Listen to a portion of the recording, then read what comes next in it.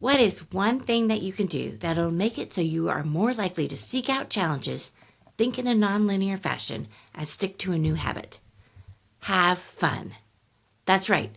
Being intentional about having more fun in your life leads to all sorts of good outcomes, in addition to the fun.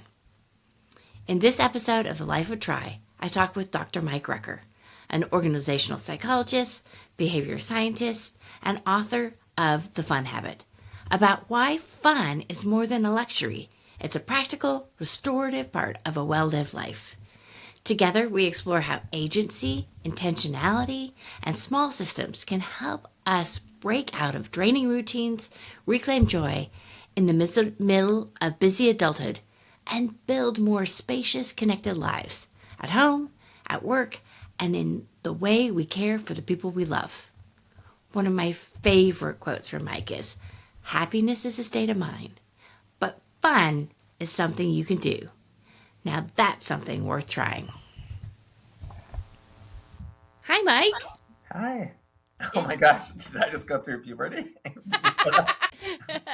so reading your book, The Fun Habit, and your newsletter and your LinkedIn post, I was so struck by how you see life and fun systematically.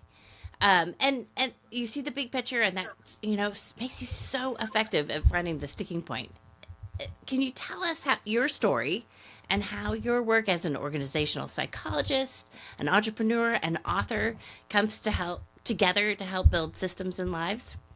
Yeah, so the reason that I approached the research in that way is initially I was really drawn to positive psychology right when it came out at the turn of the millennium. I was just through serendipity kind of invited to be a part of the initial cohort that looked at that. And so I've always been kind of fascinated at, how we can approach betterment because that was the promise of positive psychology for Mm-hmm. folks that don't know the history. We've had tools for betterment like gratitude and mindfulness, that are most people will be aware of, but at least from a clinical standpoint, we had all up until that point really only used it to treat folks that had a deficit, poor mental hygiene, Mm-hmm. but they can be used by anyone, right? And so it was neat. And during that time, we were bringing them forth. Cheek Set Me High's flow was like kind of the big one, teaching everyone about that. And then we really started to measure happiness in a Mm-hmm. quantitative way because we wanted to figure out like why are some countries happier than the other. But it slowly but surely kind of got weird, especially by like 2010, where Mm-hmm. we were now creating interventions to try and get people from happiness score. We call it subjective well-being. Mm-hmm. Like if you're at an 8, how do we get you to a 9? And all 4 consequences came out of that. Mainly, one, you should never quantify happiness because happiness is something ephemeral, right? Mm-hmm. And two, like happiness is already problematic when you start to rank it. We know that comparison is one of the traps that keeps us on what we colorfully call the hedonic treadmill, but really just, the idea that if we're always kind of looking at how we fit against someone else, we can't bring that inward and figure out what it is that lights us up. Mm-hmm. And due to some personal circumstances, I talk about it in the book. I, lost my younger brother, and after being a runner for quite some time, I had an injury that sort of changed that part of my identity. I was becoming unhappy, but I was like, well, there are all these like trite little things that I know will make me a happier person, and they started to fail me like we now know fail so many folks. When you Mm-hmm. start to idolize happiness or treat it as an outcome and keep trying to chase it, Mm-hmm. paradoxically, it's a pretty straight path to being really unhappy. In Right. fact, we know it can lead to, a clinical disposition if it's overemphasized. Mm-hmm. So at that point, I was like, okay, well, we can't completely throw everything out, right? Mm-hmm. And there's got to be something to it. And so I started digging in, like what it does actually work and what doesn't. And, at the most basic level, it's really just combining mindfulness with enjoying what you do, like Mm-hmm. mindfully understanding what lights you up in context to your relationship with either that activity or the ones around you, or sometimes the environment, something like finding awe and wonder in nature. Mm-hmm. And so the system part comes is that, we have 168 hours in a week. And if we're deliberate, we can index that in once we understand what it is we like, especially once we really figure out what it is we like, right? That we want to bring in.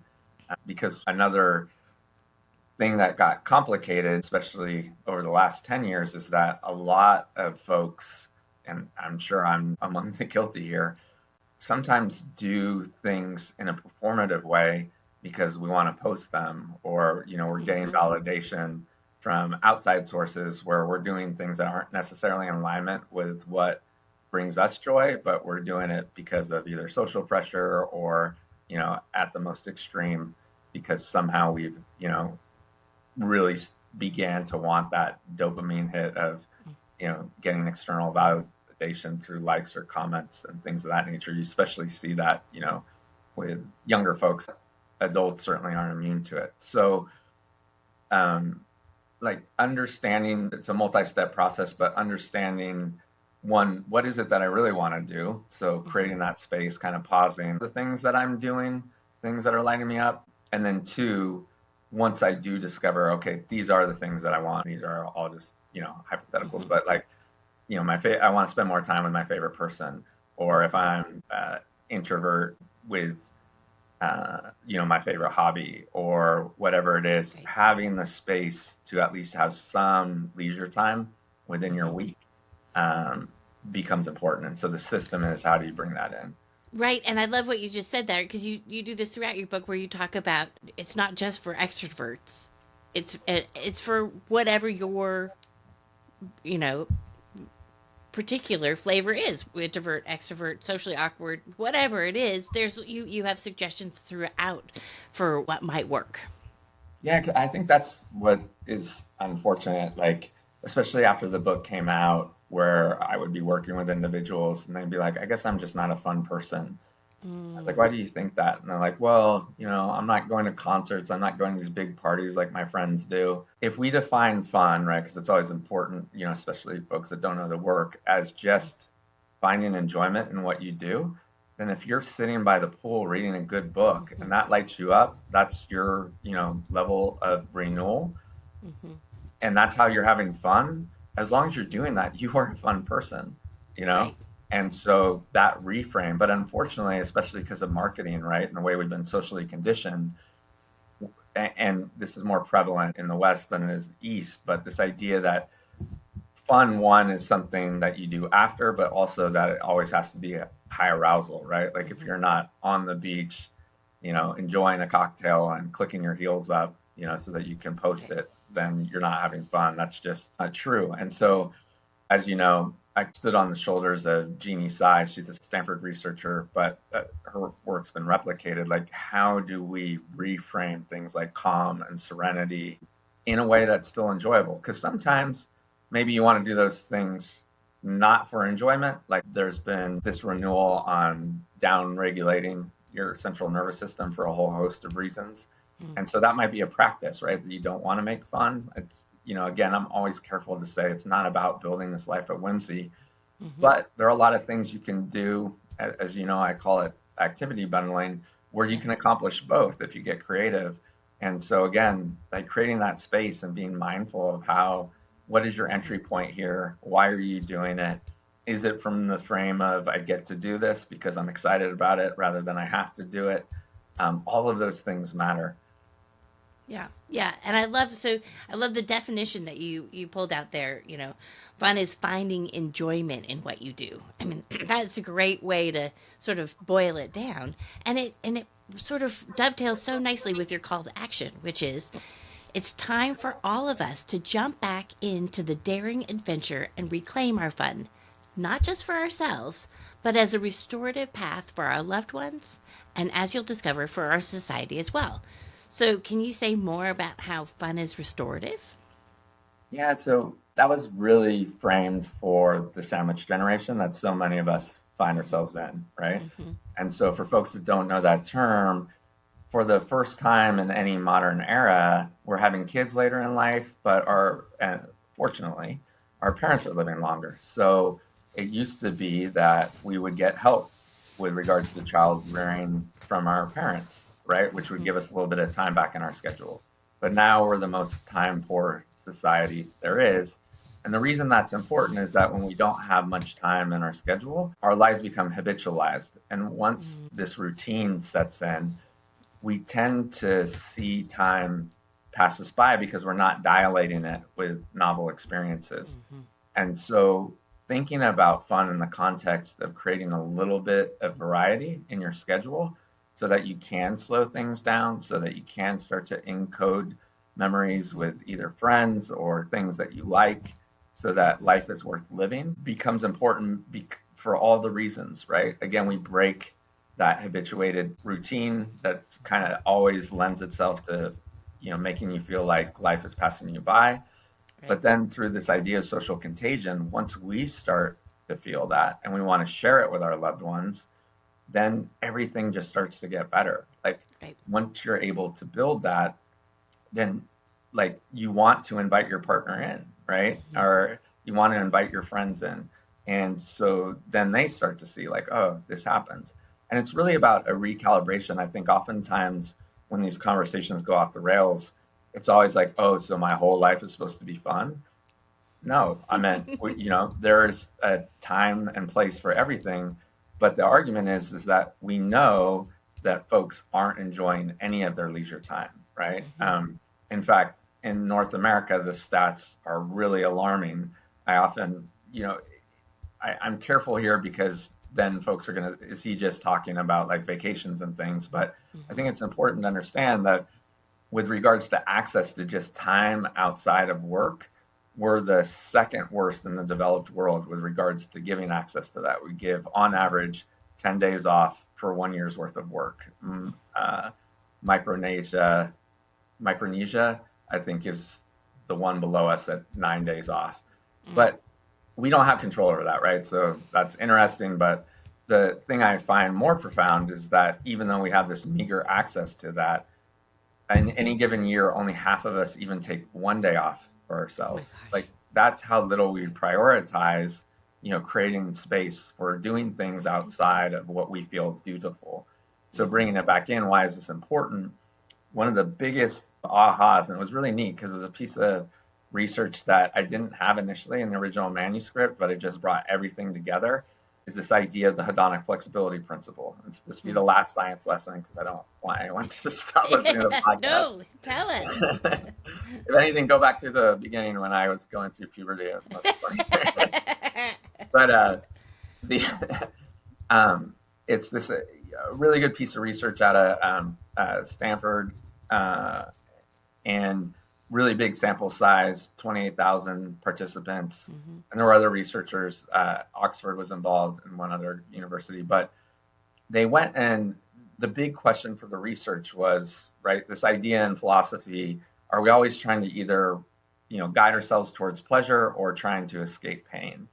And so it should be no surprise that one of the questions that was answered is that if you're constantly not enjoying yourself, you actually do find poor ways to escape that pain, right? And so they found folks that were burnt out were primarily picking poor ways to escape this, that sense of unease. Things like, drinking too much or just doing a lot of things that weren't necessarily restorative, right? It was really more of a way to just displace that feeling that you had, to numb it.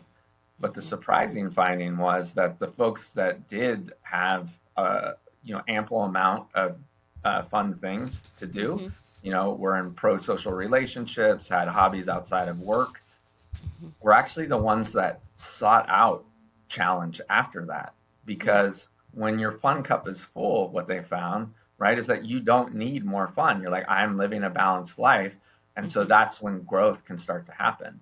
And so once you are able to kind of recalibrate, you quickly find yourself in this upward spiral. It's not like, oh my goodness, I went to a cool, rock concert. Now I'm going to Burning Man every other weekend. No, it's, right. It's that, oh, my life is enjoyable. Like, what else could I do to start creating an expansive environment for me and the folks around? And then adjacent to that, anyone in knowledge work, I thought this was really cool too, was that they also benefit because what we found is that if you are in that burnt out state, right? Like if you're finding yourself in sort of the negative spiral, that it's really hard to think in a nonlinear fashion. In fact, if you go to work and you really just rely on what you already know, so you're not trying to create a problem solve, you're really just trying to get from point A to point B. And oftentimes you're a lot less productive, right? And what does that mean? Especially if you're just trying to keep up, that you're working harder, right? And so that you're even crowding out more time for leisure. And so when you think about it in that context, like it's not just about, folks that want to live a more joyful life. It's really about if you're not living a joyful life, even if your motivation is to be the best version of yourself, you're not creating an environment for that to happen because we all need renewal. And then you tack on that you're probably affecting the folks around you too, because if you're coming home burnt out, right, everyone picks up on that. And so. Yeah, and I love what you're talking about there, which is you're building more capacity when you're in that upward spiral, and in your book you apply it to so many different areas, whether it's work and parenting. I mean, and you just did that again with what you mentioned there. But agency is such a consistent theme throughout your book, in managing our time and parenting and work and tackling hard things. And I love the energy I got just in reading your book because it just helped me think of the ways that I could get past roadblocks. One of the stories, and maybe you could tell it too, I love that you and your wife didn't like bath time with your kids, and you had such a creative way to solve that problem. So I'd love for you to tell us the story and explain why agency is so important. Well, thanks for liking that story, because I will tell you, and this hasn't affected me in a negative way, so they're like, no one needs to pity me. But I do find that the negative reviews for the book on Goodreads, the two primary things are folks that hate that story. Oh, like, really? Yeah, they're like, how dare, and I think it's just because, but it's interesting in context that it really highlights that what's fun for one person is not fun for another. And so I think, again, it doesn't, I get it, but I think it's because these people love bath time so much with their kids. The thought of me not liking it is like, I don't like this guy because we don't have the same taste, so that's fine. The other one that folks, seem to not like is the practical joke we played on our friends. So I just find it funny, and maybe that's why they picked up the book, because, they want to get closer to trying to find a way to enjoy silly things like that, but I just wasn't enough to convince them. So anyway, so that's, I mean, agency is a big part of it. Tell the story about I will, the bathroom. Okay. 100%. Right. Yeah. Okay. But I do want to acknowledge that, that comes from social determination theory. Like, we just know that if you feel like you're co-creating something, or creating it for that matter, we just know it's more enjoyable. I'm going to give one quick story first that I like, just to highlight that from a work concept. And that is that this idea that if, you're a manager or a leader, and you think taking out your subordinate to lunch is enjoyable, they see it as work, right? And so we know that when you look at, this study's been replicated a few times, that the boss is always confused, like, well, I just took them out for a fun lunch, and the subordinate, without context, is 100% of the time going to think it's work and had no fun at all. It was actually an extension of work, and then made the second half of the day like more miserable, right? And so I say that to just show how agency shows up everywhere, right? With regards to the bath time story, for whatever reason, our kids found a way to push our buttons during that time. They just, would splash and like never want to get in and then never want to get out. And we never found a way to like make it enjoyable. We tried. And it was through the structure of a loving relationship. It was always kind of funny, but like, after a while the joke got old, and we would both always try and delay if it was our night, like as long as we could. Right. Yeah. Which doesn't help because you get a little more tired. Yeah. Like that's the other thing about bath time. It doesn't happen at the beginning of the day when you're fresh of fun ideas, right? Yeah, and it's funny because even now that they can both bathe themselves, like that Mhm. still hasn't changed. Like Mhm. they both are in sports, so they, even more reasons that they need hygiene, but like they'll wait till the very last second. Yeah. My son especially because he's trying to negotiate bedtime every night, and so Yes. he uses the shower as a way to. I still need to take my shower. Like he's masterful at it, but when they were kids, yeah, I mean, it just became a routine that my wife and I didn't enjoy. And we had some affluent friends that had full time nannies. And so we knew that was part of what they could afford. We certainly couldn't. But just because of social norms, we were like, it'd be really weird to just bring in a babysitter to do it. And then we just got over ourselves. We're like, how is Yeah. that different? It's just a fractional nanny. Hmm.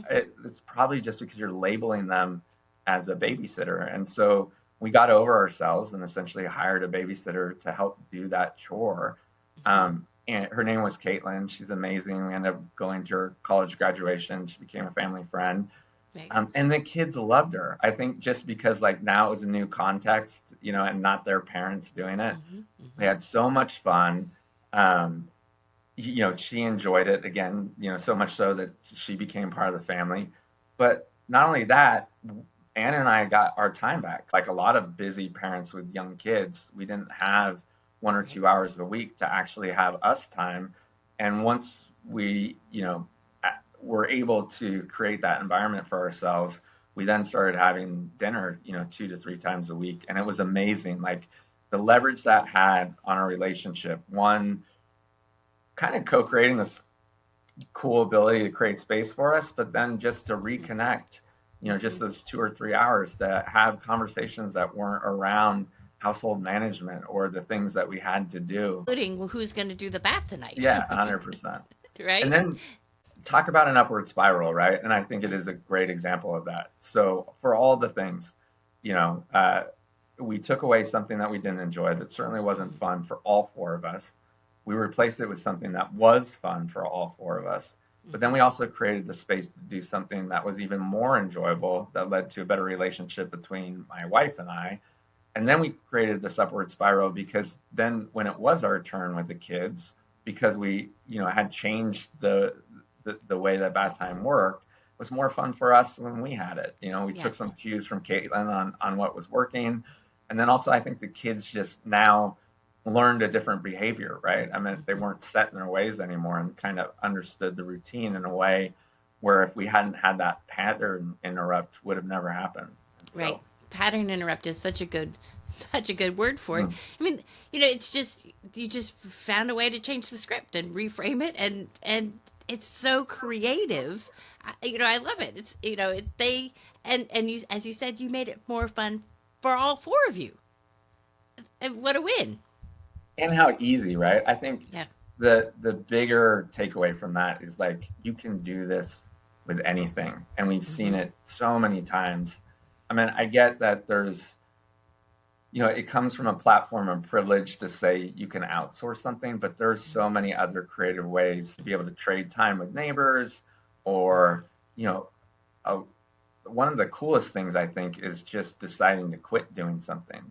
Hmm. Laura Vanderkam, does some work in this area too, more on time management, but like, why is it, this is, her idea, but like, why is it that you need your house clean every day? Like, can't your house be messy, 4 out of the 7 days?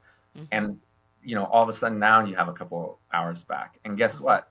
You're still going to have to clean it just as much, right? Right. And so that's just another example of things that if we don't take a step back and evaluate critically, Hmm. even though they're grinding us down slowly day after day, Hmm. because again, it is habituated and we're like, I don't like it, but I have to do it. Do you have to do it? Right. You know? Right. Right. And there, yeah, there's that creativity and that just bigger picture. I mean, that's what's so fun about your book is that bigger picture. And one of the things that you really resonated with me is this quote from you, which is happiness is a state of mind, but fun is something you can do. And you weave it into the ups and downs of life. I mean, as you write early on, this is not a every day is a good day kind of book. I mean, you talk about your brother dying and your hip surgery, and I mean, or the crisis of positive psychology failing you. I mean, those are big things. Um, it's but out of that came this act of being intentional, making those choices, changing those habituated routines, doing some planning, and then savoring it. Can you talk about savoring it and the fun file and how to apply those ideas?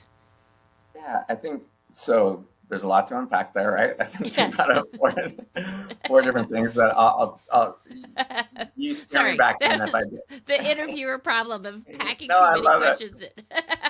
When I interview people, I get accused of someone accused me of asking Stanford questions. I love that. I don't know what that meant, like, four parters. So, I'm getting a taste of my own medicine. But so to begin with regards to juxtaposing fun and happiness, I Mm-hmm. think what we know is that, and again, these are just terms, right? But the Mm-hmm. way that generally we look at them in the English language is that happiness is in the rearview mirror, right? It requires us to be reflective. It tends to be on a continuum, the way that we've defined it, right? And Mm-hmm. so, am I happy is this construct that we make of, some sort of timeline and then comparing it to, where we rank within our social structure. And that's why it's changing all the time. We often talk about these lottery studies. It's why someone can have this huge windfall and then a year later, Mm-hmm. just be right back where they left it. And that's because it is an evaluative kind of concept. And fun is quite different in the sense that, yes, it's something that we can do and it is meant to come and go. But if you understand that you have the agency to implement it essentially every week, it means you always have something to look forward to. Even if you're in a time, you mentioned that I lost my brother. Like Mm-hmm. during that period, after I kind of realized that I did need to mourn because I tried to circumvent that, I was like, my brother wouldn't want me to be sad. Mm-hmm. It doesn't matter. My brain wanted me to be sad, right? And the fact that I was trying to, compartmentalize and push that down rather than go through it is part of the reason, that I was getting less and less happy.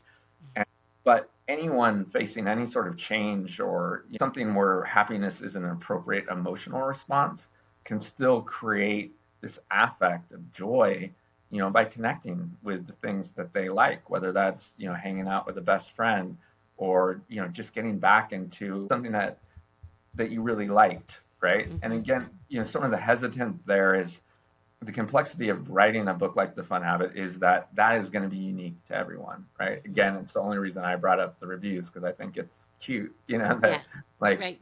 you know, the disconnect of like having to have this definition can really get in the way. And so you get to decide, right?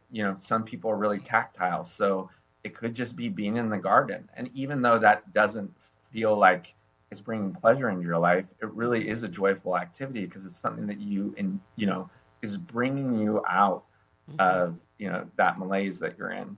And so, whatever that looks like for you, figuring out that balance, because especially if it's not in your schedule at all, you need you need to come back to it, right? Mm-hmm.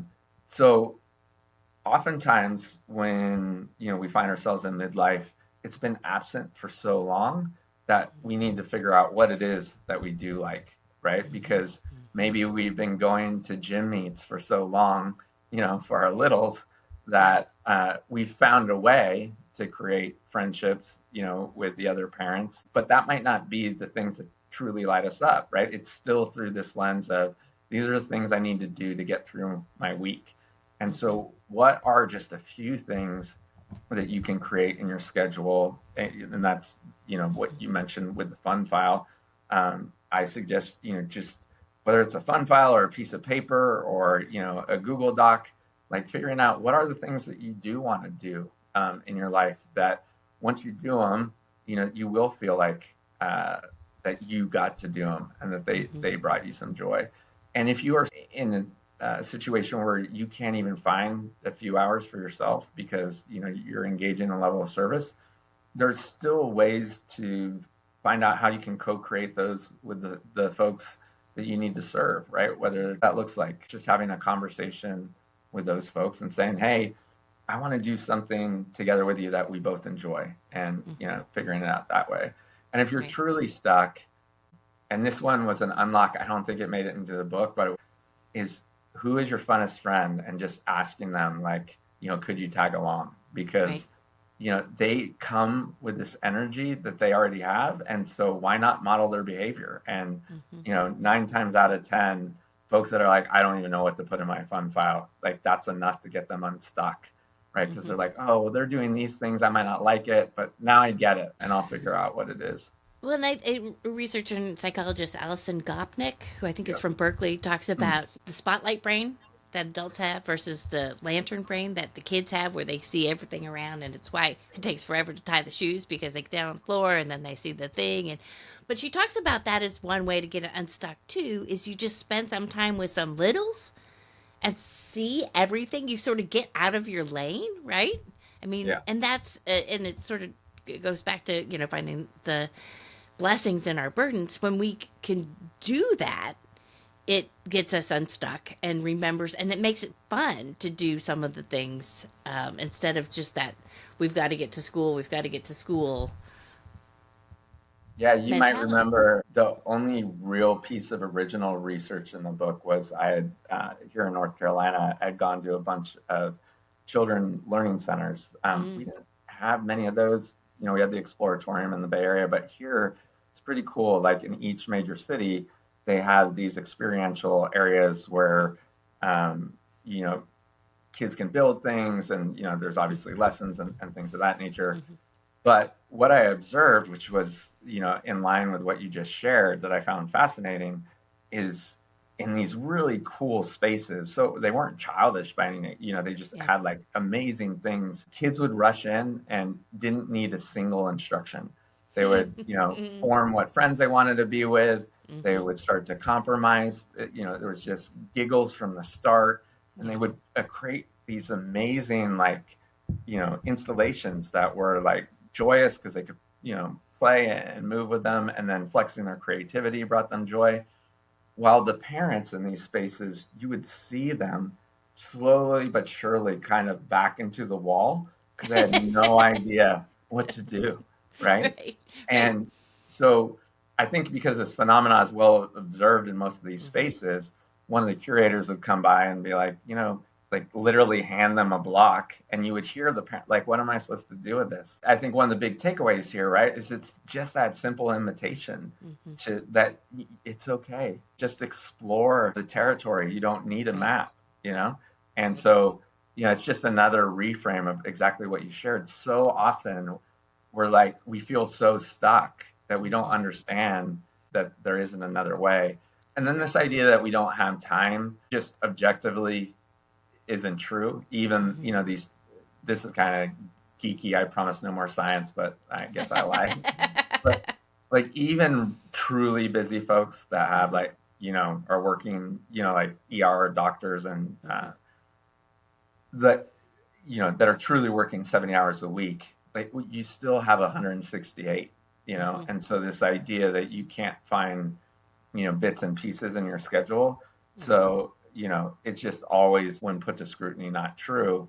And again, so figuring out how to reclaim like 2 or 3 hours of that becomes important if you're finding that Right. there's nothing in your life that kind of brings you joy. And as soon as you get that taste, which is, I've found, just really a pleasant surprise, you don't need much more help. Like, Mm-hmm. then something like the Fun Habit or whoever you're working with has done their job, because then you're like, oh, okay. And you figure out how to recalibrate. Yeah. And the funny thing is, like, that is one of the main mechanisms. In no way am I comparing this to, clinical psychology, but Mm-hmm. it's one of the main mechanisms of cognitive behavioral therapy for folks that, do find themselves in, in a place where they need to find more joy. That's the exact recipe as well, right? Mm-hmm. And so I found that a bit validating too when someone let me know that there's a lot of parallels there with regards to like, let's just identify what did bring you joy or what you think will bring you joy. And then let's make sure that shows up on your schedule. And I mean, that's one last piece of advice with regards to that big question you asked me, is that we know it's not just about talking about it. So the fun file, and again, just real quickly, all that means is sitting down and trying to figure out, what you might want in your schedule, something that you feel connected to, a relationship to, not what you think, might be interesting. And then making sure that gets on your schedule so that actually happens. Because a lot of folks will create that fun file and then not do it. Well, it's funny. I actually, after reading your book, had my daughter, who's 10 going on 11, create her own fun file because I think, we see kids being able to have fun, but being intentional about it is a skill that they need to develop. And I couldn't imagine anything more helpful, not only in modeling it, but in helping her build the systems to build then that intentionality was seemed like a good idea to me. No, that's awesome. And I think one of the interesting things that I've heard, I've never worked with children specifically, but folks that have done that exercise with their kids, it's neat because kids often do want, and rightfully, I mean, it's part of child development, right? Model what they see. And so if you can actually get them to sit down and go, what is it that you want to do? It will clue them in. And oftentimes, like, then they'll invite their friends to do something they want to do instead of making it performative. And so it seems to be a helpful exercise, even for kids who generally know what to do. And then lastly, I think it's really neat for parents to do it with their kids. That I have worked with people and co-creating that thing, because oftentimes parents are like, well, I just need to get them to this so that they can have fun because that's my role, right? Like Uber driver. And it's like, no, I bet there are some things that they can, say this is what they want to do. And then you can build on top of it something that you still want to do with them. And now you can co-create that experience where you guys are doing something together. And if you both felt like you had agency doing it, then the likelihood of you guys enjoying it together will be much higher. Right. And you brought agency in again, which I love that. So, but you have some huge goals. Your Live, Life, Love project, which is 25 years of interviewing thought leaders, trying new things, giving back in hours and money to charity. So, explain how we can make ambitious projects fun. Well, it's weird that you frame it as ambitious because I would argue that, I mean, the fact we're doing it 25 years, that was a long time horizon. But the beauty of that project, and I would argue anybody can do this, is that I deliberately kept the bar low. I wanted to do 100 things. And I was like, what seems reasonable that I could do for a long time? When you look at these systems that are meant to lead to an outcome of any kind, and I would argue even that is like creating a pretty fragile system. The rigor involved, so that if it breaks, you just throw it out. Like, I think that's one of the things we really get wrong, because we know when we create systems that have flexibility where the bar is low, but then you could build on it if you want. So if you have a month of really high energy, it doesn't mean you can't do more. It just means this is the minimum that I commit to, and then having a way to re-enter it if something goes awry. We know if the systems are built that way, that they hum a lot longer, and life's, an infinite game, right? For anyone that kind of knows that terminology, like finite games are win and lose, right? And, and that's the problem, that a lot of these systems are set up that way. Like if you lose, then you stop playing the game. But we're not going to stop playing, right? So why not create scaffolding where we can do cool things? And so for me, if people are listening like, wait, what's he talking about?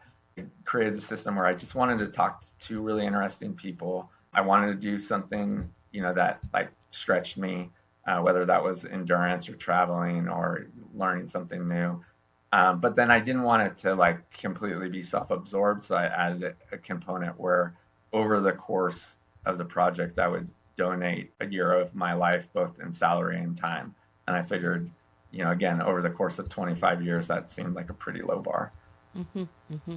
Well, something that you said to me before we started recording was enjoying what you're doing is the number one predictor, and you said this was based on some research for sticking to a habit, right? And so you've given us so many clues in that answer about how to set the goals and then make it enjoyable.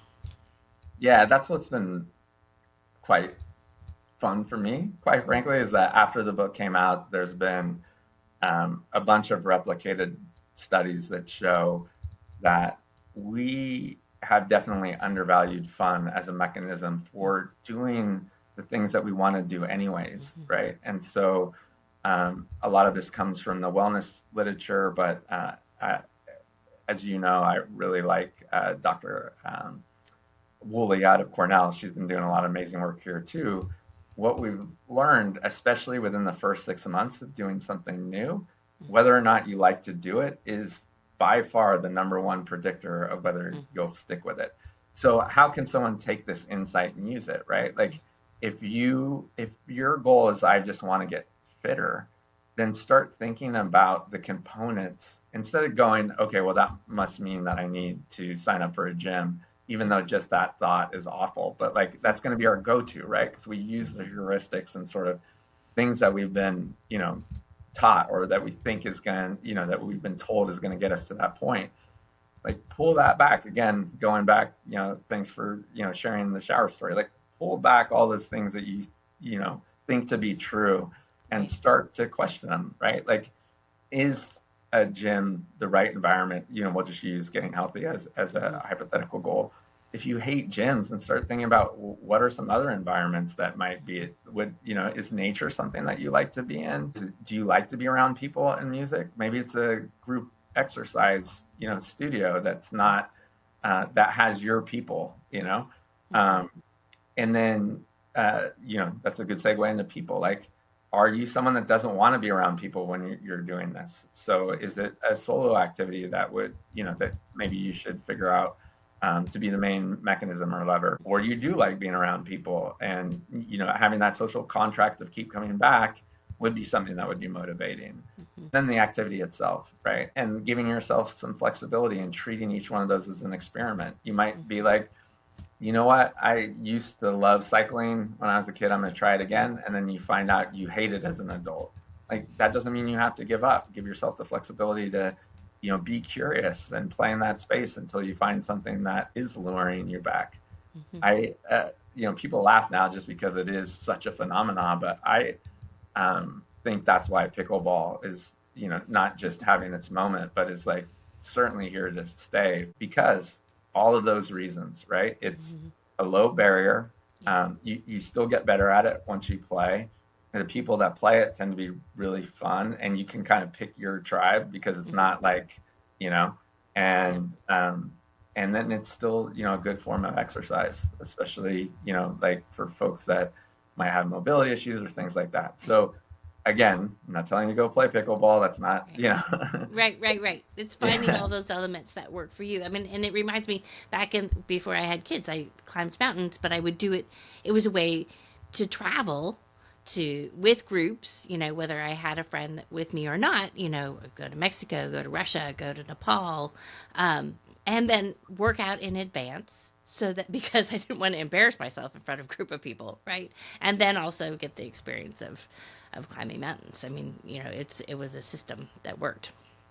Because I talked about it in the book, but my brother was an introvert, but he still wanted to be around people. So Yeah. for him, he found a hiking group, and that was like the perfect balance. Mm-hmm. Because I guess in most hiking groups, they attract folks like my brother, and so when he like realized, okay, I've had enough conversation, now I just want to engage in walking, he would pull off from the group Mm-hmm. because Mm-hmm. that's the nice thing about a trail, right? And then you can catch up and so just figure it out. And the funnest thing too is if you approach it with a level of playfulness and creativity, Mm-hmm. even if you have a few misses, like you can still chalk that up to having, a good time Right. trying to figure it out what your jam is. Like, oh, I never want to do that again, with kind of a smile and a chuckle, right? Rather Yeah. than like, oh, this isn't working, Yeah.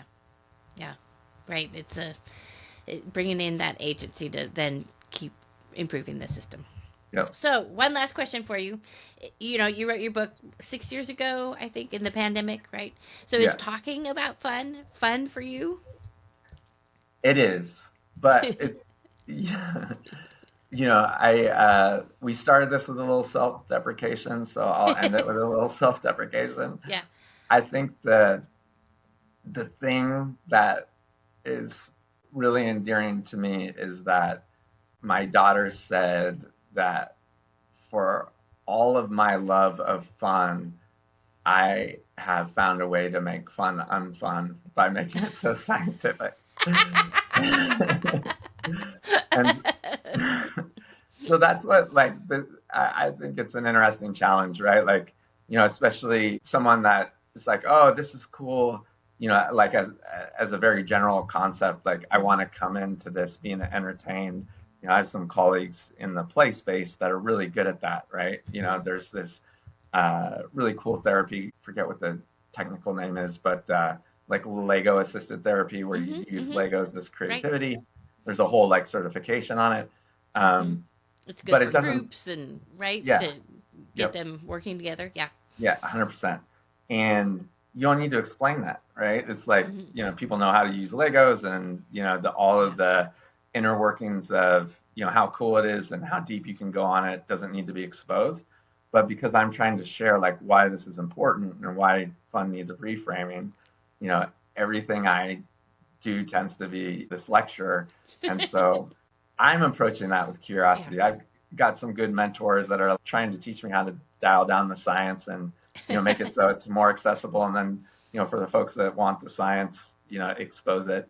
Yeah. Um, but yeah, it's been really neat. And then what you already kind of alluded to, this idea of how it can be more practical with regards, to the population as well. I think what's been really endearing, I have this thing that lets me know if folks are talking about the book, and on Reddit, especially busy working moms, like just that invitation to be like it's okay to take Hmm. some time off the table, and like Hmm. the positive impact it's had on their life um, has just it's been really cool. But then now figuring out how some of those mechanisms that have benefited the individual, again, how can we use them more broadly, to Hmm. get folks more healthy, get them into, habits they want to do already, but actually make it so that they enjoy doing them and that they Hmm. want to come back to them rather than, making it feel like work.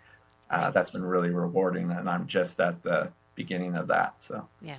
Oh, that's great. Get people out of their habituated routines. yeah. Yeah. Mike, thank you so much for this conversation. I enjoyed it immensely, including the science, because I like that stuff. But your storytelling and your approach are just so refreshing. So thank you so much. Thanks for having me. This has been a real pleasure.